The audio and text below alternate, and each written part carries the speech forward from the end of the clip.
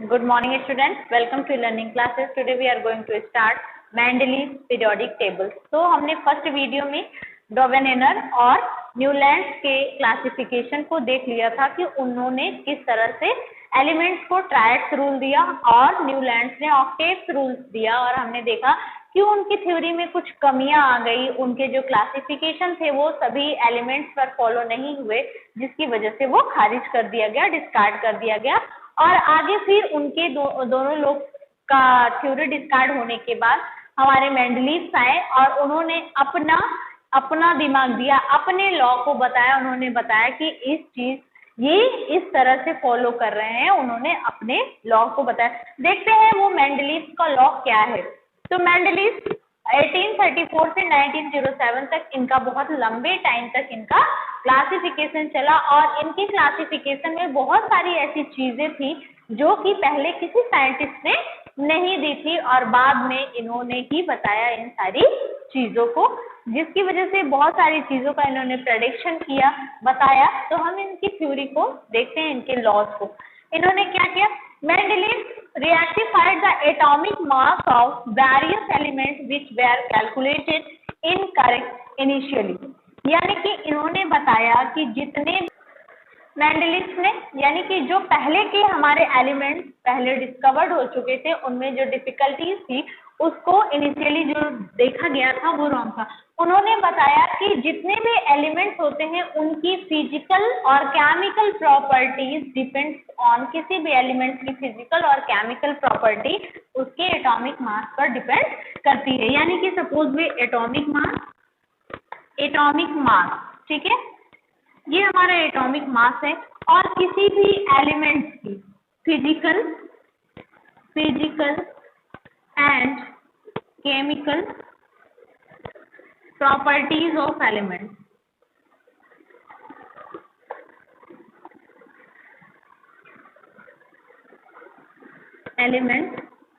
Depends on the, यानी कि totally depends किस पे करते हैं? एटॉमिक मास पे। जबकि हम जानते थे कि ऑलरेडी एटॉमिक मास जो है ये हमारे लुथर ने बताया था कि ये किस पे डिपेंड करते हैं? एटॉमिक वॉल्यूम, यानी कि इसकी साइज पे। यानी कि जितनी साइज होती है, हम साइज भी लिख सकते हैं कि जैसे ये पीरियोडिकली, इन्होंने बताया कि ये पीरियोडिकली क्या करते हैं, जैसे ये वॉल्यूम, किसी भी एलिमेंट का वॉल्यूम अगर इतना है तो आगे ये पीरियोडिक में और भी एलिमेंट्स इस साइज के मिलेंगे, और उसकी टोटल प्रॉपर्टी जो केमिकल और फिजिकल प्रॉपर्टी होगी वो डिपेंड करेगी उस वॉल्यूम पर। ये हमारे मेंडलीव ने अपना लॉ बताया, अपने लॉ में ये चीज उन्होंने समझाई। यानी कि जो कोई भी जो एलिमेंट्स हमारे सिचुएटेड, उन्होंने अपने टेबुलरी जो बनाया, अपना जो टेबल्स दिया, ये पहले ऐसे साइंटिस्ट थे जिन्होंने एलिमेंट्स को किसमें दिया? टेबल्स में दिया, यानी कि एक टेबुलरी टेबल्स फॉर्म किया। पहले लोग ऐसे ही ट्रायड्स, आपने देखा कि उन्होंने सिर्फ और सिर्फ 3 पेयर्स ही बना पाए, उसके बाद वो नहीं बना पाए। उसके बाद हमारे न्यूलैंड्स आए, उन्होंने भी सिर्फ कैल्शियम तक ही गए, उसके बाद आगे अपने ही लॉ में वो भी फेल हो गए, जिसकी वजह से ये दोनों थ्योरियां क्या हो गई? डिस्कार्ड हो गई। लेकिन इन्होंने क्या किया कि उस समय इन्होंने बताया कि इन्होंने रॉ और पीरियड का फॉर्मेशन किया, और बताया कि सभी एलिमेंट्स की जो फिजिकल और केमिकल प्रॉपर्टी होती है उनके मास के आधार पर डिपेंड करती है। जब कोई चीज किसी पर डिपेंड करती है तो इसको इंडिपेंडेंट होना, लेकिन ये ऑलरेडी डिपेंडेंट है वॉल्यूम पर, ये साइज पर, यानी कि मास ये खुद ही डिपेंडेंट है। ये लुथनर ने पहले ही बताया था कि जो atomic mass is already depends on volume, और ये एटॉमिक जो मास है ये रियल में अगर देखा जाए तो किस पे डिपेंड करता है? एटॉमिक नंबर पर डिपेंड करता है। कहाँ पर? एटॉमिक नंबर पर। ये एटॉमिक नंबर इंडिपेंडेंट है, ये एटॉमिक नंबर इंडिपेंडेंट है, ना कि एटॉमिक मास इंडिपेंडेंट है। ओके, जब ये खुद ही इंडिपेंडेंट नहीं है तो ये किसी के ऊपर कैसे डिपेंडेंट होगा? तो यानी कोई भी फिजिकल और केमिकल प्रॉपर्टी मेंडलीव ने अपने लॉ को बताया, दिस इज आवर लॉ, कि मेंडलीव की फिजिकल और किसी भी एलिमेंट्स की फिजिकल और केमिकल प्रॉपर्टी जो होती है वो एटॉमिक मास पर डिपेंड करती है। ठीक है, तो इन्होंने अपना ये लॉ बताया। ठीक है, तो ये मेंडलीव ने अपने पीरियोडिक टेबल में बताया। उनके पीरियोडिक जो उन्होंने टेबल दिया जो मेंडलीव ने, उनके कुछ कैरेक्टरिस्टिक्स को हम देख लेते हैं। Characteristics, it was based on atomic weight. इन्होंने पहले जो बताया कि ऑल जो एलिमेंट्स होते हैं वो किस पे बेस्ड होते हैं, एटॉमिक वेट या एटॉमिक मास भी हम इसको कह सकते हैं कि all elements is depends on the atomic mass, यानी कि उनकी जो फिजिकल और केमिकल प्रॉपर्टी होती है वो किस पे डिपेंड करती है, एटॉमिक मास पर डिपेंड करती है। जैसा उनका एटॉमिक मास जैसे इंक्रीज करेगा, वॉल्यूम इंक्रीज करेगा उनका, तो ये क्या होगी, उनकी फिजिकल केमिकल प्रॉपर्टी भी उस तरह से बढ़ेगी, घटेगी, या फिर जो भी डिफरेंसेस आएंगे वो dependent total overall atomic mass. ठीक है, उसके बाद 63 सेकंड है, 63 elements were known at that time, यानी कि उस समय जब वो ये बना रहे थे क्लासिफिकेशन, अपना एलिमेंट्स को सिचुएट कर रहे थे, तो उस समय 63 एलिमेंट डिस्कवर्ड हो चुके थे, बाकी और आगे डिस्कवर्ड नहीं हुए थे। उन्होंने ये ही ऐसे साइंटिस्ट थे जिन्होंने 63 एलिमेंट्स को क्या करा, अपने टेबलरी में फिट कर दिया। एटॉमिक मास के आधार पर उन्होंने उनको प्लेस प्रोवाइड कर दिया कि ये इसके बाद, ये इसके बाद, इस तरह से ये पहले साइंटिस्ट थे कि जिन्होंने उस समय जितने भी एलिमेंट डिस्कवर्ड थे उसको उस पीरियोडिक टेबल में अपने सिचुएट किया, रखा। इसलिए इन्होंने कंपैरिजन अदर के अच्छा ही किया, यानी सभी को बता दिया, सभी को क्लासिफाइड कर दिया। उसके बाद noble gas were not discovered. उस समय नोबल गैस डिस्कवर्ड नहीं थी, लेकिन इन्होंने क्या किया, उस समय इन्होंने प्रेडिक्ट किया और अपने पीरियोडिक टेबल में एक जीरो ग्रुप बनाया, एक जीरो ग्रुप जिसमें अभी अब रखा गया है, जीरोस ग्रुप बनाया उन्होंने, या आप इस तरह से भी लिख सकते हैं, जीरोस ग्रुप बनाया।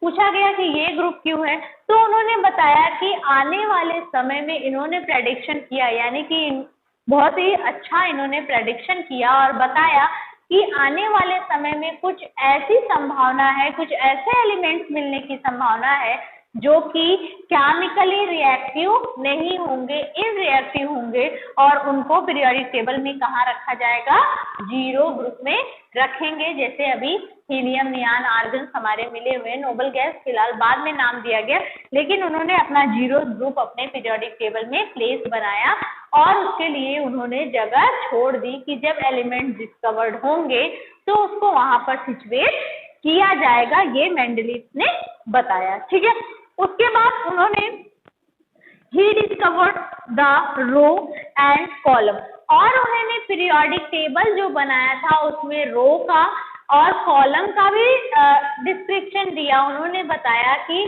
हाँ, इस पीरियोडिक टेबल में कितने 7 रो थे और 9 कॉलम बने जो अभी भी ये फॉलो होते हैं। ठीक है, तो ये पहले ऐसे साइंटिस्ट थे जिन्होंने टैबलरी में, जैसे कोई चीज अगर हमें पैराग्राफ में दे दी जाती है पढ़ने के लिए, दैट बोरिंग, लेकिन अगर कोई चीज हमें पॉइंट व्यू में दी जाती है पढ़ने के लिए, पॉइंट बाय पॉइंट, तो वो हमको इजी लगता है।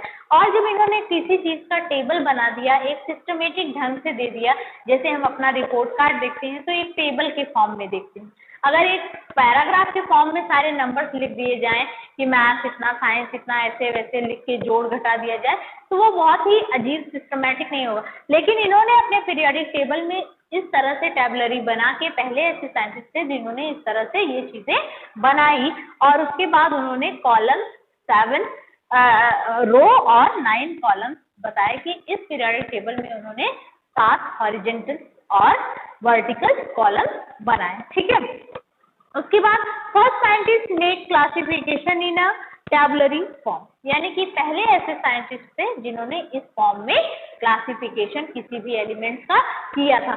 तो इनके कैरेक्टरिस्टिक्स में बहुत सी चीजें, सिर्फ एक ही चीज हमें यहाँ जो कैरेक्टरिस्टिक्स इन्होंने बहुत सारी चीजों की बताई, उन्होंने बताया कि इट वाज बेस्ड, ये जो क्लासिफिकेशन था उनका वो बेस्ड था किस पे, एटॉमिक मास पर, यानी कि उसके वेट पर डिपेंड था।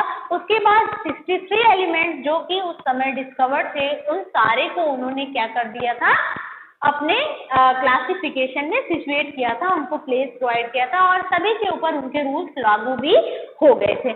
उसके बाद उन्होंने noble gas were not discovered, उस समय नोबल गैस जबकि डिस्कवर्ड नहीं था, फिर भी उन्होंने प्रेडिक्शन किया कि आने वाले समय में कुछ ऐसे एलिमेंट्स मिल सकते हैं जो कि केमिकली इनरिएक्टिव होंगे, केमिकल रिएक्शन नहीं करेंगे, और उनके लिए भी उन्होंने अपने पीरियोडिक टेबल में एक जगह बनाई, जो कि और हमारे न्यूलैंड डॉबरनेर ने ऐसा कुछ भी नहीं किया। उन्होंने तो वहीं तक काम नहीं किया जहां जितने मिल गए थे उतने को ही वो सिचुएट नहीं कर पाए, उनका रूल अपने ही रूल में वो फेल हो गए, जो चीज वो बता रहे थे वही फॉलो नहीं हुआ, इसीलिए उनकी थ्योरी क्या हुई, डिस्कार्ड हुई। लेकिन इन्होंने अपना जितना उस समय तक डिस्कवर था उन सबको जगह देने के बाद भी एक जीरो ग्रुप का प्लेस बनाया और बताया कि प्रेडिक्शन किया कि ऐसा आगे भविष्य में ऐसा फ्यूचर में होगा।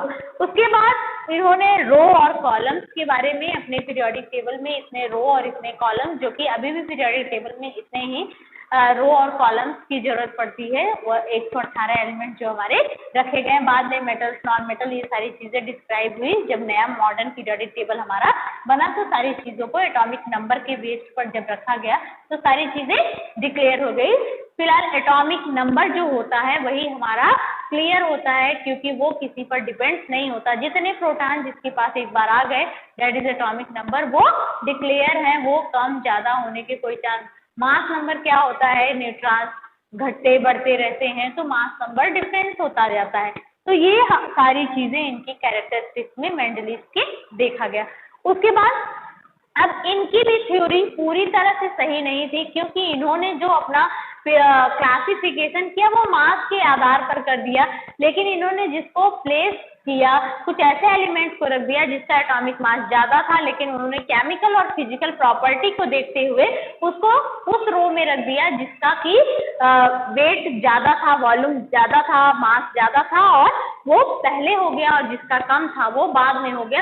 ये अपने ही रूल्स में फेल होने लगे, और इन्होंने जब पूछा गया तो कुछ भी उसका एक्सप्लेनेशन नहीं दिया। तो इनकी थ्योरी में भी कुछ कमियां थी, जिसकी वजह से ये थ्योरी भी डिस्कार्ड हो गई, और उसके बाद हमारी मॉडर्न पीरियोडिक टेबल आया जिसको हम अभी तक पढ़ते हैं। ठीक है, लिमिटेशन पोजीशन ऑफ आइसोटोप, उन्होंने आइसोटोप्स का पोजीशन डिक्लेयर नहीं किया अपनी थ्योरी में। उन्होंने ये नहीं बताया कि जो आइसोटोप्स होते हैं, सपोज में हाइड्रोजन, जैसे हाइड्रोजन देखते हैं, हाइड्रोजन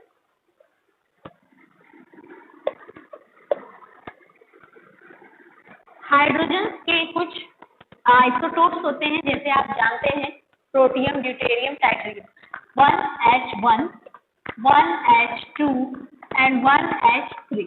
अब इनके एटॉमिक नंबर तो सेम है, यानी कि ये क्या है, आइसोटोप्स ऑफ अ हाइड्रोजन। ये हाइड्रोजन के आइसोटोप्स हैं, इनका हाइड्रोजन 1 है, यहाँ पर 2 है, यहाँ पर 3 है। प्रोटॉन तो इनके पास एक ही है, हाइड्रोजन के पास प्रोटॉन का जो नंबर है वो 1 न्यूट्रॉन्स एंड 1 प्रोटॉन्स, और यहाँ पर 1 प्रोटॉन्स एंड 2 न्यूट्रॉन्स। इस तरह से ये नंबर इनका डिफरेंट होने की वजह से ये आइसोटोप्स है, लेकिन इनके क्या है, इसको इन्होंने अपने पीरियोडिक टेबल में प्लेस नहीं किया, कोई भी चीज इन्होंने उनके पोजीशंस को नहीं बताया कि ये कहाँ होंगे, जो कि हमारे मॉडर्न पीरियोडिक टेबल में ये सारी चीजें डिक्लेयर की गई हैं। पोजीशन ऑफ हाइड्रोजन, इन्होंने अपने पीरियोडिक टेबल में हाइड्रोजन की कोई पोजीशन भी नहीं बताई कि ये बेचारा कहाँ रहेगा, इसके पास एक ही प्रोटॉन है, तो क्या ये कहीं रहेगा नहीं, ये बहुत से लोगों से रिएक्शन करता है, बहुत से ऐसे कंपाउंड्स बनाया, हाइड्रोकार्बन्स बनाया, जैसे आपने पिछले चैप्टर्स में पढ़ा हुआ।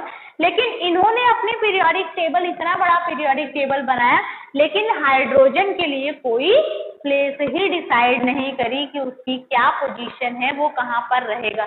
तो इनकी थ्योरी में ये सारे limitation, and belongs of heavier elements before the lighter one, यानी कि इन्होंने अपनी ही थ्योरी में ये फेल हो गए। इन्होंने बताया था कि जो भी एलिमेंट्स होंगे जिसका मास ज्यादा होगा वो बाद में होगा, जैसे मास जितना बढ़ता जाएगा उस तरह से ये इन्होंने अपने पीरियोडिक टेबल में सेटअप किए थे।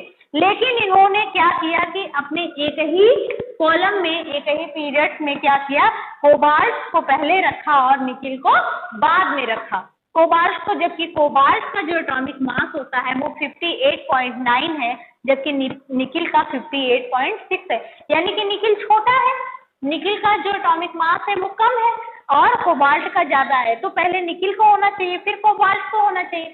लेकिन इनसे जब पूछा गया तो इन्होंने बताया कि अगर हम इनको अलग अलग रख देंगे तो इनकी जो फिजिकल केमिकल प्रॉपर्टी है वो डिफरेंस हो जाएगी, दूसरे कॉलम में ये मैच नहीं करेंगे। यानी कि अब तो आप अपनी थ्योरी में फेल होने लगे। यानी कि अभी आपने कहा था कि मास के बेस पर ही हमने इसको क्लासिफिकेशन किया हुआ है, लेकिन यहाँ पर क्या हुआ, खुद जो बात कहे थे उसी बात पे वो रुक नहीं पाए। अब यहाँ पर उन्होंने फिजिकल केमिकल प्रॉपर्टी को ले लिया कि अगर हम इसको दूसरे कॉलम रो में रख देंगे तो ये जो प्रॉपर्टीज है वो मैच नहीं करेगी, लेकिन यहाँ पर एटॉमिक मास भी तो मैच नहीं कर रहा है। तो इस तरह से ये सारे लिमिटेशन होने की वजह से इनकी थ्योरी जो थी वो डिस्कार्ड मानी गई, डिस्कार्ड कर दी गई, और बाद में मॉडर्न पीरियोडिक टेबल आया जिसको हम अभी तक फॉलो करते हैं। तो ये मेंडलीव ने अपने इस सारी चीजों को अपना लॉ दिया, अपना नाम बताया कि ये मेंडलीव, उसका नाम इन्होंने इन सारे जो क्लासिफिकेशन की सारी चीजें जो सिचुएट करी और बताई बहुत सारी चीजों को, इसको इन्होंने नाम दिया मेंडलीव पीरियोडिक लॉ, यानी कि मेंडलीव का पीरियोडिक नियम, यानी कि इस तरह से आवर्त नियम उन्होंने अपना दिया। तो आई होप कि ये पीरियोडिक लॉ आपको मेंडलीव का समझ में आ गया होगा। अब हम नेक्स्ट वीडियो में मॉडर्न पीरियोडिक टेबल पढ़ेंगे, ठीक है। ये वीडियो अच्छे से आगे की वीडियो देखना, इसके बाद ये भी वीडियो बुक भी पढ़ना। आई होप कि ये क्लियर हो जाएगा। Okay, thank you class.